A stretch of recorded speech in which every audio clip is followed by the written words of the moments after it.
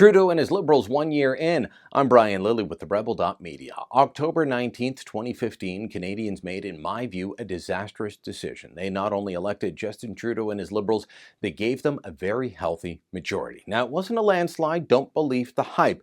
They actually got slightly less of the popular vote than Stephen Harper did when he won his majority in 2011. But due to the way the seats are distributed, they've got a healthy majority and they can do what they want. So far, I have to say they haven't completely wrecked the place, but that's not for want of trying. They just haven't had enough time yet, and they're too busy holding consultations on absolutely everything to actually take action.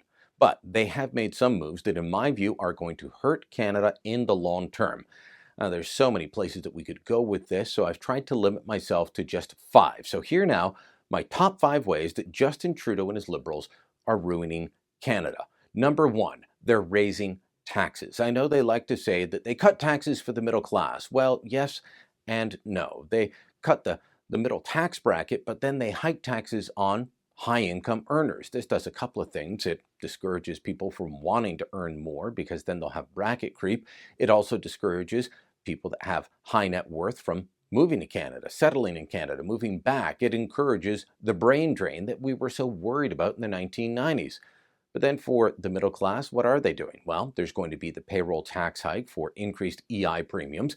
They canceled scheduled tax cuts for small businesses. Many of those people are middle class Canadians, and they're going to bring in a carbon tax.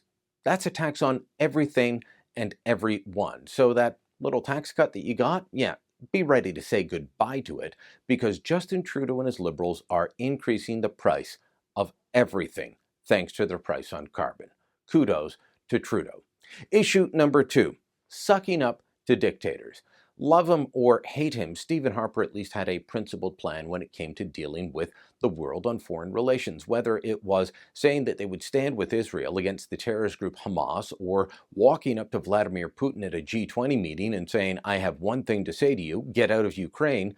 At least you knew that Canada stood with democratic countries, countries that were trying to make it on their own, not dictatorial regimes, be it China or Russia or, well, terrorist groups like Hamas. But under Justin Trudeau, all that has changed. We're trying to reestablish relations with Russia, boost them up a little bit, even as Putin becomes more bellicose. We're trying to reestablish relations with Iran, a state sponsor of terrorism. And we're sucking up to every dictator that we can find at the United Nations in order to get a seat on the Security Council, a temporary seat, a 2-year term. That's what we're doing when it comes to foreign relations. And when it comes to China, well, we all know what Justin Trudeau thinks of China and their dictatorship. There's a level of admiration I actually have for China,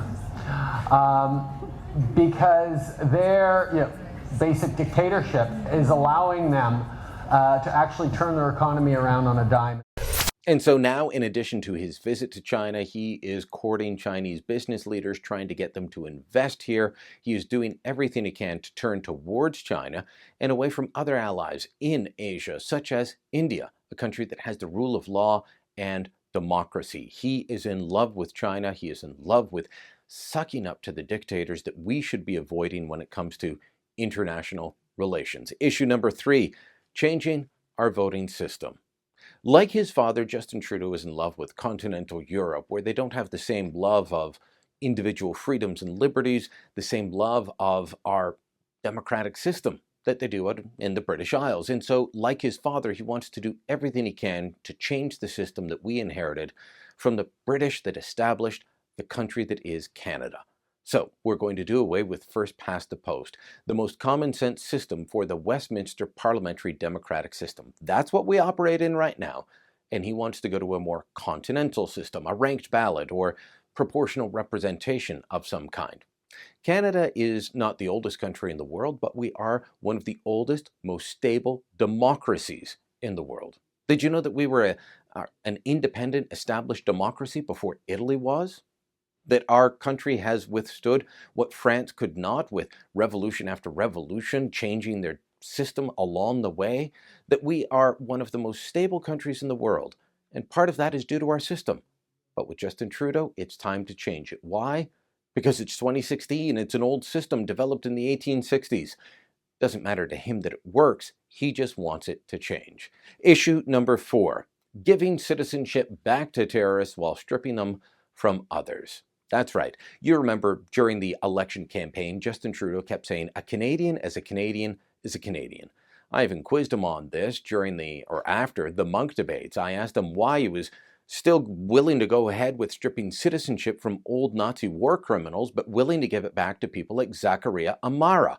He's one of the ringleaders of the Toronto 18, an immigrant to Canada who took out citizenship and then took up arms against his country.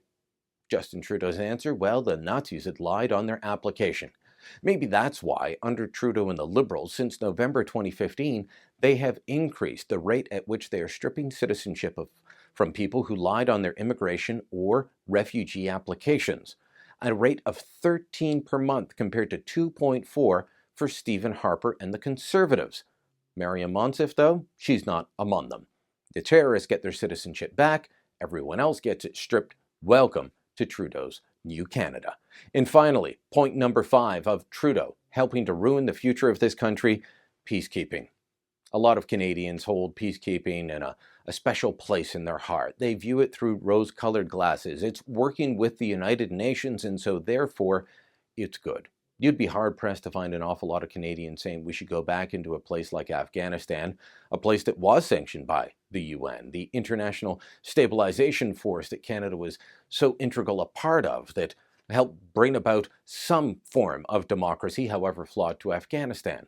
But it wasn't a UN peacekeeping operation, and the Liberals and the New Democrats, well, despite being advocates for it at the beginning, they were chipping away at it at the end. The Conservatives wanted nothing to do with it at the end as well, but they didn't want to go back to UN peacekeeping. Trudeau and his Liberals do. They have convinced Canadians that this is the good fight.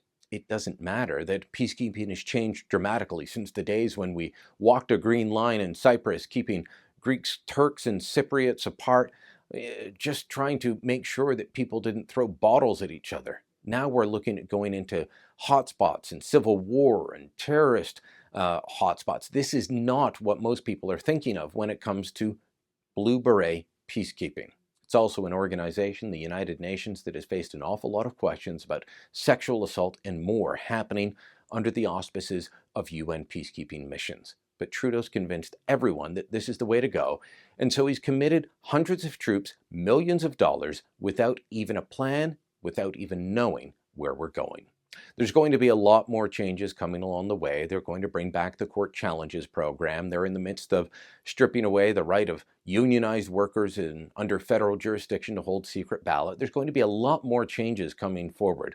This is just 5 so far. By next year, I'm sure we could have 25 or more. Hope you like what you just watched. If you did, make sure you click subscribe for our YouTube channel so you never miss another Rebel video again. And if you really want to help, you want to be on the inside, head on over to therebel.media and become a member where you can access premium-only content.